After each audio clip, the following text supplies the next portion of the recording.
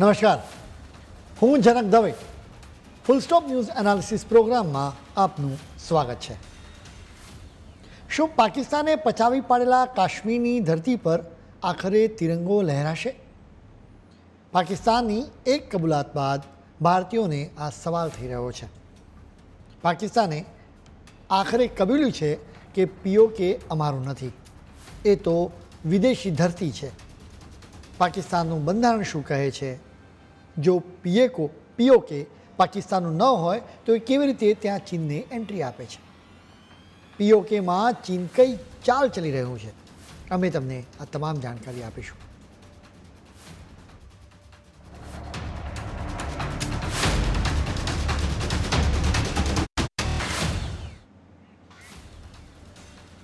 શું ભારત માટે મીઠાઈ વહેંચવાનો સમય આવી ગયો છે? તમે એમ ના માનતા કે અમે લોકસભાની ચૂંટણીની વાત કરી રહ્યા છીએ. વાત પીઓકેની છે. તમને ખ્યાલ હશે જ કે પીએમ મોદી, કેન્દ્રીય ગૃહમંત્રી અમિત શાહ અને સંરક્ષણ મંત્રી રાજનાથસિંહ પીઓકેને પાછું મેળવવાની સતત વાતો કરે છે. અલબત્ત પીઓકે કેવી રીતે પાછું મેળવાશે એનો પ્લાન હજી જાહેર નથી કરાયો. ચોક્કસ જ આવો પ્લાન જાહેર ન જ થાય. અલબત્ત હવે ખુદ પાકિસ્તાને સ્વીકાર્યું છે કે પીઓકે પાકિસ્તાનનું નથી. પાકિસ્તાને પીઓકેને વિદેશી પ્રદેશ ગણાવી દીધો છે. જોકે પીઓકે કયા દેશનો વિસ્તાર છે એ જણાવ્યું નથી. અલબત્ત પાકિસ્તાનની આ કબૂલાત જ મોટી વાત છે.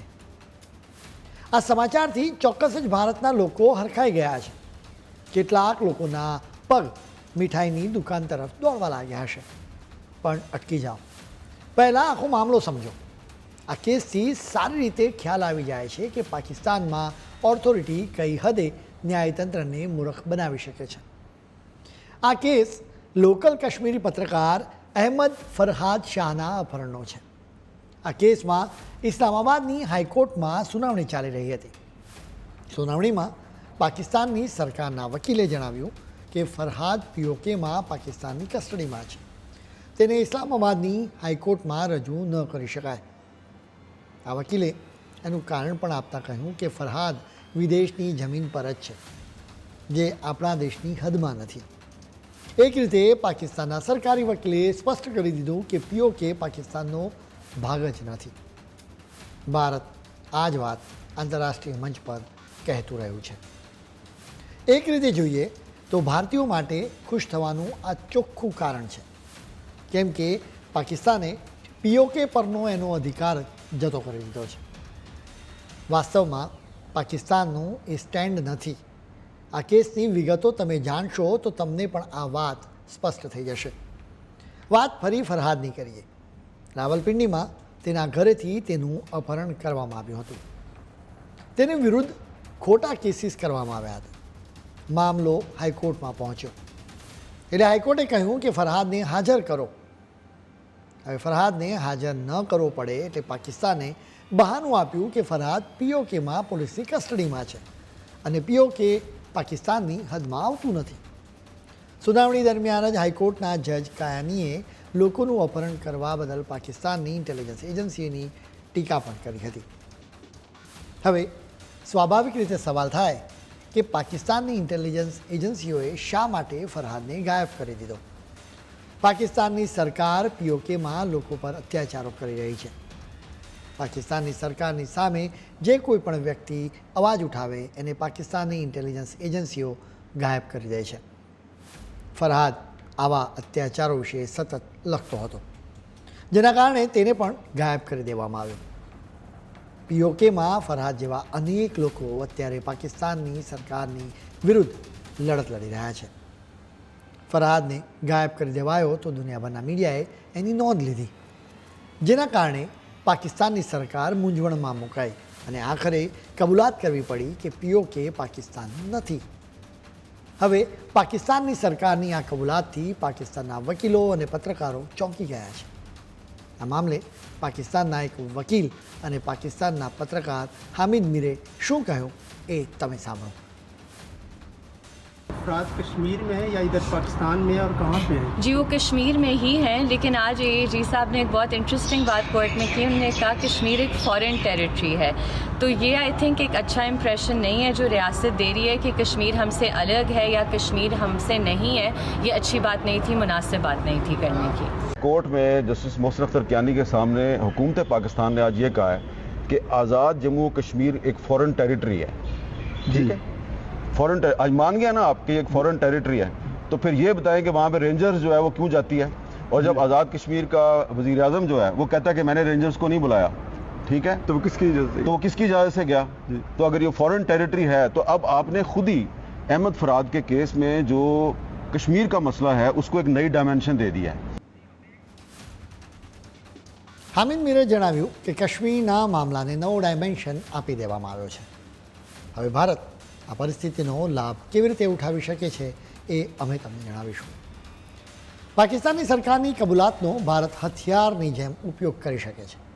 પાકિસ્તાનની કબૂલાતના આધારે ભારત સંયુક્ત રાષ્ટ્રમાં પીઓકે પરનો પોતાનો દાવો મજબૂત કરી શકે છે. ભારત આ કબૂલાતને પુરાવા તરીકે રજૂ કરી શકે છે. ભારત દલીલ કરી શકે છે કે પાકિસ્તાનની પોતાની જ લીગલ સિસ્ટમ પીઓકે પર એના કંટ્રોલને માન્ય ગણતી નથી. આંતરરાષ્ટ્રીય મંચ પર ભારત પોતાના સાથી દેશોનો સપોર્ટ મેળવી શકે છે. પીઓકે પરનો પાકિસ્તાને ગેરકાયદે કબજો કર્યો હોવાના પુરાવા તરીકે આ કબૂલાતને ભારત આંતરરાષ્ટ્રીય કોર્ટમાં પણ રજૂ કરી શકે છે. એ રીતે ભારત પોતાનો લીગલ કેસ મજબૂત કરી શકે છે. ભારત પીઓકેમાં માનવ અધિકારોના ભંગનો મામલો પણ ઉઠાવી શકે છે. પાકિસ્તાનની વિરુદ્ધ ભારત દુનિયાભરના અખબારો અને ન્યૂઝ ચેનલ્સમાં એક કેમ્પેઇન ચલાવી શકે છે. આ રીતે પાકિસ્તાનની કબૂલાતનો વ્યાપક રીતે પ્રચાર કરીને ભારત એક નેરેટિવ સેટ કરી શકે છે. એ રીતે કાશ્મીર મામલે દુનિયાભરના લોકોનો અભિપ્રાય બદલાઈ શકે છે. ભારત આવા પ્રચાર માટે સોશિયલ મીડિયાનો પણ ભરપૂર ઉપયોગ કરી શકે છે. આ તો એક દેશભક્ત તરીકે અમારા સૂચનો છે. જો કે ભારતમાં બધા જ લોકો અત્યારે લોકસભાની ચૂંટણીમાં બિઝી થઈ ગયા છે, જેના કારણે સ્વાભાવિક રીતે આવા પ્રયાસો પર ફોકસ ન થાય. પાકિસ્તાનની કબૂલાત બાદ હવે પાકિસ્તાનનો જોરદાર વિરોધ કરી રહેલા પીઓકેના લોકોનો ઉત્સાહ વધી શકે છે. વિરોધ પ્રદર્શન કરી રહેલા પીઓકેના લોકો પાકિસ્તાનને સવાલ પૂછી શકે છે કે જો પીઓકે પાકિસ્તાનનો પ્રદેશ જ ના હોય તો પાકિસ્તાની રેન્જર્સ શા માટે પીઓકેમાં છે? પાકિસ્તાનની સરકાર પીઓકેના લોકો પાસેથી કેવી રીતે આકરા વેરાઓ વસૂલી શકે? આગામી સમયમાં પાકિસ્તાનની સરકારે પીઓકેના લોકોને આવા સવાલોના જવાબો આપવા પડશે. હવે ટેકનિકલ વાત કરીશું. પાકિસ્તાનના બંધારણની કલમ 257માં કાશ્મીરનો ઉલ્લેખ છે.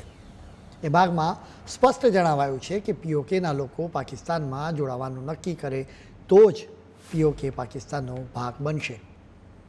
આ આર્ટિકલમાં સ્પષ્ટ લખવામાં આવ્યું છે કે જમ્મુ કાશ્મીર રાજ્યને સંબંધિત જોગવાઈ અનુસાર જમ્મુ કાશ્મીર રાજ્યના લોકો પાકિસ્તાનની સાથે જોડાવાનું નક્કી કરે ત્યારે પાકિસ્તાન અને આ રાજ્ય વચ્ચેના સંબંધો આ રાજ્યના લોકોની ઈચ્છા મુજબ નક્કી કરવામાં આવશે.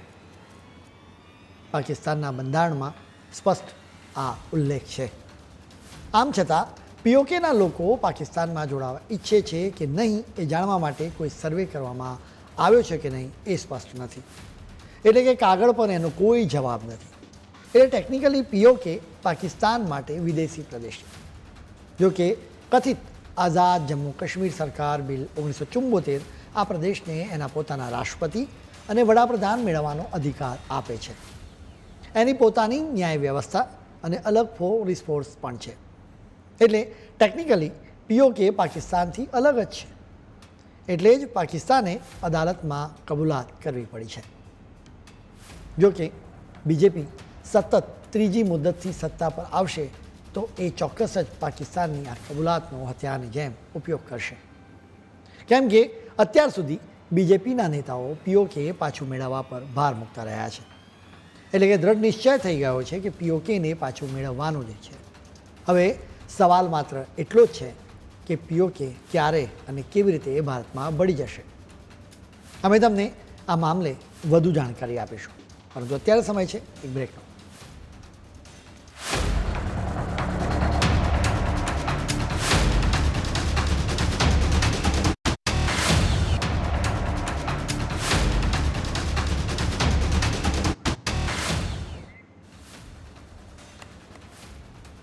બ્રેક બાદ આપનું સ્વાગત છે. ભારતમાં દરેક વ્યક્તિ લોકસભાની ચૂંટણીના પરિણામો જાણવા માટે ખૂબ જ આતુર છે. પાકિસ્તાન પણ ચૂંટણીના પરિણામો જાણવા માટે આતુર છે. બલકે પાકિસ્તાનને ડર છે કે કંઈક મોટું થશે. અત્યારે બીજેપીના નેતાઓ એવો જ સંકેત આપે છે. બલકે સર્જિકલ અને એર સ્ટ્રાઇક કરવાનો ભારતનો ઇતિહાસ પણ છે. એટલે પાકિસ્તાનના ડરના માર્યા એના મિત્ર ચીનની મદદ લઈ રહ્યું છે. ભારત પીઓકેને પાછું મેળવવાની વાત કરી રહ્યું છે, પરંતુ વિસ્તારવાદની નીતિમાં માનતું ચીન પીઓકેને ઘડી રહ્યું હોય એમ જણાઈ રહ્યું છે. ચીન જમ્મુ કાશ્મીરમાં અંકુશ રેખા પર પાકિસ્તાનની આર્મીની ડિફેન્સ તાકાતને મજબૂત કરી રહ્યું છે. છેલ્લા 3 વર્ષથી એના માટે પ્રયાસ ચાલી રહ્યા છે. કેવી રીતે ચીન પાકિસ્તાનને મદદ કરી રહ્યું છે એની અમે તમને દરેક વિગતો આપીશું. પાકિસ્તાન સાથેની સરહદ પર ચીને પાકિસ્તાન માટે સ્ટીલ હેડ બંકર્સ બનાવી આપ્યા છે. આ બંકર્સના કારણે પાકિસ્તાની સૈનિકોની પોઝિશન્સ મજબૂત થઈ શકે છે, જ્યાંથી તેઓ આખા એરિયા પર નજર રાખી શકે છે અને બચાવ કરી શકે છે. ચીને પાકિસ્તાનને માનવરહિત વિમાનો પણ આપ્યા છે, એટલે કે એ વિમાનો ચલાવવા માટે પાયલટની જરૂર જ નથી. જાસૂસીના મિશન્સ પાર પાડવા માટે આ વિમાનોનો ઉપયોગ થઈ શકે છે, જેનાથી પાકિસ્તાનની સેના બોર્ડર પર ભારતની મૂવમેન્ટ્સ પર નજર રાખી શકે છે. માનવરહિત વિમાનોની દુશ્મનોની છાવણીઓ પર હુમલા કરવા માટે પણ ઉપયોગ કરી શકાય છે. પાકિસ્તાન કંગાળ થઈ ચૂક્યું છે, એટલે સ્વાભાવિક રીતે પાકિસ્તાન પોતાની આર્મીને મોડર્ન ન બનાવી શકે. આવી સ્થિતિમાં ચીન એને મદદ કરી રહ્યું છે. પાકિસ્તાનની આર્મી માટે એન્ક્રિપ્ટેડ કોમ્યુનિકેશન ટાવર્સ ઊભા કરવામાં ચીન પણ મદદ કરી રહ્યું છે. એન્ક્રિપ્ટેડ કોમ્યુનિકેશન ટાવર્સના કારણે પાકિસ્તાનના સૈનિકો અને અધિકારીઓ વચ્ચેની વાતચીતને આંતરવી ભારત માટે મુશ્કેલ થઈ શકે છે. એ ઉપરાંત ચીન અંડરગ્રાઉન્ડ ફાઇબર કેબલ્સ દ્વારા કેબલ્સ પણ બિછાવી રહ્યું છે, જેનાથી પાકિસ્તાનની આર્મીને હાઈ સ્પીડ કોમ્યુનિકેશન્સ નેટવર્કનો ફાયદો મળશે. કોઈપણ યુદ્ધમાં આ બધી વસ્તુઓ ફાયદાકારક પુરવાર થઈ શકે છે. ભારતમાંથી મીડિયમ કે ઓછી ઊંચાઈએથી હવાઈ હુમલા થાય તો એને ડિટેક્ટ કરવા માટે એડવાન્સ રડાર સિસ્ટમ પણ ચીને પાકિસ્તાનને આપી છે. અત્યારે ચીન જેવાય અને HGR સિરીઝના રડાર્સ પાકિસ્તાનને આપી રહ્યું છે. ચીનના નિષ્ણાતો પીઓકેમાં લીપા વેલીમાં એક ટનલ પણ બનાવી રહ્યા છે. એટલું જ નહીં, કારાકોરમ હાઈવેને કનેક્ટ કરતો એક રોડ પણ બનાવવામાં આવી રહ્યો છે. પાકિસ્તાનની આર્મી સિવાય ચીન પાકિસ્તાનના આતંકવાદીઓને પણ મદદ કરી રહ્યું છે. તાજેતરના સમયમાં ભારતે પાકિસ્તાનની સીમામાંથી ઘૂસણખોરી કરવાના અનેક પ્રયાસને નિષ્ફળ બનાવ્યા છે. અનેક ઘૂસણખોરોને ઠાર મારવામાં આવ્યા છે. આ ઘૂસણખોરોની પાસેથી ચીનની બનાવટના હથિયારો પકડાયા છે. એટલે વાત સ્પષ્ટ છે કે ચીન જ આતંકવાદીઓને હથિયારો સપ્લાય કરી રહ્યું છે. જોકે ભારતે પાકિસ્તાન અને ચીનની નાપાક દોસ્તીથી ડરવાની જરૂર નથી. ઇન્ડિયન આર્મી આ પરિસ્થિતિ સારી રીતે વાકેફ છે, એટલે જ એનો મુકાબલો કરવા માટે પૂરેપૂરા પ્રયત્નો પણ કરવામાં આવી રહ્યા છે. પાકિસ્તાન અને ભારતના મીડિયામાં એવી વાત જોરશોરથી ઉઠાવવામાં આવી રહી છે કે પીઓકેમાં સ્થાનિક લોકોએ જોરશોરથી વિરોધ કરતાં જ ચીન પાકિસ્તાનની આર્મીને મદદ કરવા લાગ્યું છે. ચીનને પાકિસ્તાનની પરવા નથી, પરંતુ પીઓકેમાં પસાર થતા ચાઇના પાકિસ્તાન ઇકોનોમિક કોરિડોરની ચિંતા છે. અત્યાર સુધી પીઓકેમાં શાંતિપૂર્ણ રીતે વિરોધ પ્રદર્શન થતા હતા. જોકે 20 દિવસ પહેલાં સ્થાનિક લોકો આક્રમક રીતે વિરોધ પ્રદર્શન કરવા લાગ્યા. પાકિસ્તાની રેન્જર્સે વિરોધ કરનારા કેટલાક લોકોને મારી પણ નાખ્યા. એક તરફ પીઓકેમાં લોકોનો વિરોધ, બીજી તરફ બીજેપીના નેતાઓ પીઓકેને પાછું મેળવવાનો સંકલ્પ વ્યક્ત કરે તો સ્વાભાવિક રીતે ચીનને ડર લાગે. એટલા માટે જ ચીન પાકિસ્તાનની આર્મીને મજબૂત કરી રહ્યું છે, જેથી પીઓકેમાંથી પસાર થતો ચાઇના પાકિસ્તાન ઇકોનોમિક કોરિડોર સુરક્ષિત રહે. બીજું કે ચીન સારી રીતે જાણે છે કે પાકિસ્તાન એના પંજામાં બરાબર ફસાઈ ચૂક્યું છે. પાકિસ્તાને ચીનને ઘણું દેવું ચૂકવવાનું છે. ભૂતકાળમાં પાકિસ્તાને ચીનને શખ્સગ્રામ વેલીમાં ગિફ્ટ આપ્યું હતું, એ જે ભારતનો જ એક ભાગ છે. એટલે હવે ચીનને લાગે છે કે પાકિસ્તાન પીઓકે પણ એને આપી દેશે. જો કે પાકિસ્તાન ચીનને પીઓકે આપી દે તો પણ ચીનની મુશ્કેલીઓ પર ફૂલ સ્ટોપ ન મુકાય, કેમ કે બલુચિસ્તાન અને ખૈબર પખ્તુનવા સહિતના પાકિસ્તાનના અનેક જગ્યાએ ચીનના નાગરિકોને મારવામાં આવી રહ્યા છે. પીઓકેમાં પણ ચીનના નાગરિકોને ટાર્ગેટ બનાવવામાં આવી શકે છે. એટલા માટે ચીન પીઓકેને ફૂલ પ્રૂફ અને સેફ બનાવવા ઈચ્છે છે, કેમ કે પાકિસ્તાનના સ્થાનિક લોકો ચાઇનીઝ લોકોને વેલકમ નથી કરતા. બલુચિસ્તાનમાં તો સ્થાનિક લોકો રસ્તાઓ પર ઉતરી આવ્યા છે. અહીંના ગ્વાદરમાં સ્થાનિક માછીમારોનું કામ છીનવાઈ ગયું છે. તેઓ પોતાના જ દેશમાં માછીમારી માટે જઈ શકતા નથી, જેના લીધે શરૂઆતમાં પાકિસ્તાન અને ચીનની નાપાક દોસ્તીની વિરોધ પ્રદર્શનો થવા લાગ્યા હતા. જોકે આ વિરોધ પ્રદર્શનોને ક્રૂરતાપૂર્વક કચડી નાખવામાં આવ્યા તો લોકોએ હથિયાર ઉઠાવ્યા. ચીનના અનેક લોકોને મારવામાં આવ્યા. આપણે એ વાત સ્વીકારવી રહી કે ચીન અને પાકિસ્તાનની આર્મી મહદઅંશે આવા વિરોધ પ્રદર્શનની સાથે કચડી શકે છે. આ નાપાક જોડીનો સામનો કરવા માટે ભારત પણ પૂરેપૂરી તૈયારી કરી રહ્યું છે. અમે તમને આ તૈયારી વિશે પણ જણાવીશું, પરંતુ અત્યારે સમય છે વધુ એક બ્રેકનો.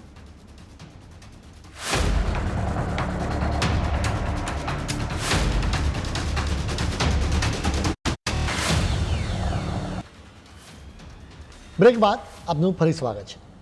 આવતીકાલે લોકસભાની ચૂંટણીનું પરિણામ આવી જશે. ચૂંટાઈ આવનારો લીડર જ નક્કી કરશે કે પાકિસ્તાન અને ચીનને કેવી રીતે ભારત જવાબ આપશે. જોકે પીએમ મોદીની વાત છે તો તેઓ દેશની સુરક્ષા માટે ખૂબ જ મક્કમ છે. તમે તેમને જરા સાંભળો. ये लोग इतने डरे हुए हैं इनको रात में सपने में भी पाकिस्तान का परमाणु बम दिखाई देता है.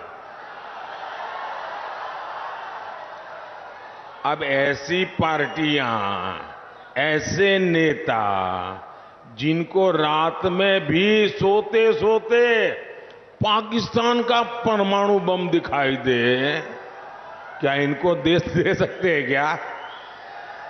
ऐसे लोगों को देश दे सकते हैं क्या?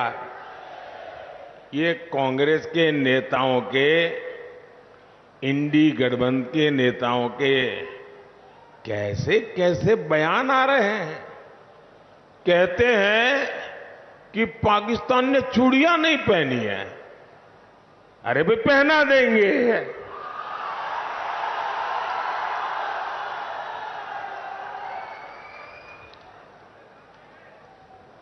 अब उनको आटा भी चाहिए,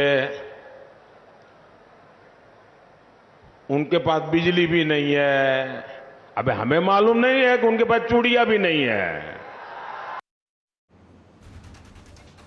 સ્વાભાવિક રીતે પીએમ મોદીના આવા સ્ટેટમેન્ટથી સરહદ પાર ચિંતા ફેલાય. પાકિસ્તાનની આર્મીના હેડક્વાર્ટર રાવલપિંડીમાં ટોચના અધિકારીઓની તાજેતરમાં એક મિટિંગ મળી હતી. સ્વાભાવિક રીતે જેનો મુખ્ય એજન્ડા ભારત હતો. આ મિટિંગમાં ભારતની લેટેસ્ટ મિસાઇલ રુદ્રમ 2ની ખૂબ ચર્ચા થઈ હોવાનું માનવામાં આવી રહ્યું છે. આ મિસાઇલનું સફળ પરીક્ષણ થતાં જ સરહદ પાર રહેલા દુશ્મનોનું બ્લડ પ્રેશર વધી ગયું છે. આખરે આ મિસાઇલ શા માટે પાકિસ્તાન અને ચીનની ચિંતા વધારી રહ્યું છે એની અમે વાત કરીશું. ચીને પોતાની તાકાત બતાવવા માટે સિક્કિમની બોર્ડરથી માત્ર 150 કિલોમીટરના અંતરે એક સ્ટીલ્થ ફાઇટર જેટ J-20 તૈનાત કર્યું છે. ભારતે ડરવું જોઈએ એવી વાત કહેવામાં આવી હતી. હકીકતમાં ભારત હવે ચીનની 5મી જનરેશનના ફાઇટર જેટને આકાશમાં જ ભસ્મ કરી નાખવાની તાકાત ધરાવે છે. ભારતે ચીનને જડબાતોડ જવાબ આપવા માટે રુદ્રમ 2નું ઓડિશા કાંઠેથી સફળ પરીક્ષણ કર્યું, જે હવામાંથી જમીન પર પ્રહાર કરે અને સુપરસોનિક સ્પીડથી રુદ્રમ 2 દુશ્મન પર પ્રહાર કરે છે. આપણા માટે ગૌરવ લેવા જેવી બાબત એ છે કે એ ભારતમાં જ બની છે. ભારતને ટૂંક સમયમાં જ બીજી એક પાવરફુલ સૈન્ય સામગ્રી પણ મળશે. ભારતના ભાથામાં રાફેલ મરીન ફાઇટર જેટ પણ આવશે. ભારત અને ફ્રાન્સની વચ્ચે એના માટે 50,000 કરોડ રૂપિયાની ડીલ સાઇન થવા જઈ રહી છે. આ ડીલ બાદ ભારતને 26 રાફેલ મરીન જેટ મળશે. આ ફાઇટર જેટને દરિયાઈ વિસ્તારમાંથી હવાઈ હુમલા કરવા માટે ડિઝાઇન કરવામાં આવ્યા છે, જેને INS વિક્રમાદિત્ય અને INS વિક્રાંત પર તૈનાત કરવામાં આવશે. આ ફાઇટર જેટમાં લાંબા અંતરની એન્ટી શિપ મિસાઇલ તૈનાત કરી શકાય છે. માત્ર 1 મિનિટમાં આ જેટ 18,000 મીટરની ઊંચાઈ સુધી પહોંચી શકે છે. માત્ર સૈન્ય સામગ્રી વધારવાની વાત નથી. ઇન્ડિયન આર્મીએ 1947 પછીનો સૌથી મોટો ક્રાંતિકારી નિર્ણય લીધો છે. હવે આર્મી, નેવી અને એરફોર્સ એક સિંગલ યુનિટની જેમ લડશે, જેનું એક યુનિટ થિયેટર કમાન્ડ કહેવાય છે. અત્યારે આ ત્રણેય યુનિટની ટ્રેનિંગ, યુનિફોર્મ અને હથિયારો અલગ છે. એ ત્રણેયના લોકેશન્સ અલગ અલગ છે. હવે ચીન અને પાકિસ્તાન સાથે મળીને ભારત પર હુમલો કરે તો સેનાની ત્રણેય પાંખ એક થઈને તેમની સામે લડાઈ લડી શકે છે. આ દિશામાં ક્રાંતિકારી નિર્ણય લેવામાં આવ્યો છે. 1971ના પાકિસ્તાન સામેના યુદ્ધમાં એરફોર્સ, આર્મી અને ઇન્ડિયન નેવીએ સાથે મળીને જોરદાર ઓપરેશન્સ કર્યું હતું. જો કે એની ક્રેડિટ જનરલ સેમ માણેકશોને જાય છે. ત્રણેય યુનિટે એકબીજાની સાથે ખૂબ જ સારો સહકાર કર્યો. 1999માં કારગિલની લડાઈની તપાસ થઈ હતી. એક કમિટીએ તપાસ કરી હતી. ઇન્ડિયન આર્મી, એરફોર્સ અને નેવીને વધારે સજ્જ કરવા માટે શું પગલાં લેવા જોઈએ. આ કમિટીના રિપોર્ટમાં અનેક સજેશન્સ આપવામાં આવ્યા હતા, જેમાંથી એક સજેશન્સ થિયેટર કમાન્ડનું હતું. અત્યારે આર્મી, નેવી અને એરફોર્સ મળીને કુલ 17 કમાન્ડ છે. આર્મીના 7 કમાન્ડ્સ, એરફોર્સના 7, જ્યારે ઇન્ડિયન નેવીના 3 કમાન્ડ છે. એરફોર્સ, આર્મી અને નેવી ત્રણેયને વિસ્ફોટક સામગ્રી અને વાહનોની જરૂર પડે. કેટલીક કોમન વસ્તુઓની ત્રણેયને જરૂર પડે. તેઓ ત્રણેય અલગ અલગ ડીલ કરે, એના કરતાં તેઓ સાથે મળીને ડીલ કરે તો સારું ડિસ્કાઉન્ટ મળી શકે.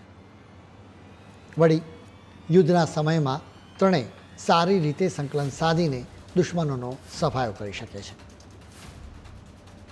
તમને આ જાણકારી આપવાનો અમારો હેતુ સ્પષ્ટ છે. પાકિસ્તાન અને ચીન ભલે એક થઈ જાય તો પણ આપણે ડરવાની જરૂર નથી. ભારતના જવાનો કોઈ પણ પરિસ્થિતિનો સામનો કરવા તૈયાર છે. જો આદેશ મળશે તો તેઓ POKને ભારતમાં જોડી દેશે.